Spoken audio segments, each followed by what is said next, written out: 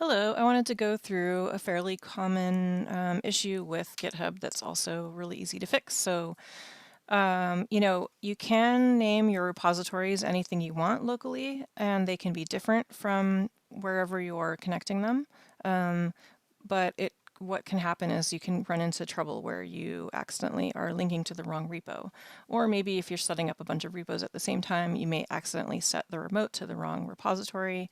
And so we're going to talk about fixing it. So I've got a repository on GitHub called write repo.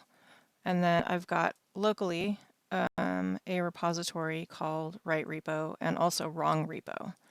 So what's happened is when I've set this up, I've accidentally pushed it to the wrong repo, and I get this error that says, failed to push some refs to this repo.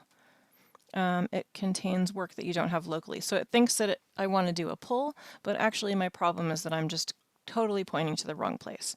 So what we can do is we can say git remote -v to check and make sure that that's the issue, and I can see, yes, I'm definitely pushing and fetching to the wrong URL, to the wrong repo. So here's the command that you run. You just want to say git remote set-URL altogether, origin, and then I'm just going to go copy and paste my link. So here is the quick setup link for this. You can also find it in the clone or download box that's usually on the right-hand side. And then I'm going to paste that in. So I have git remote set URL origin and then the right repo. So if I hit enter, then I can just check again just to be sure, git remote -v. Now I can see it's definitely going to the right place.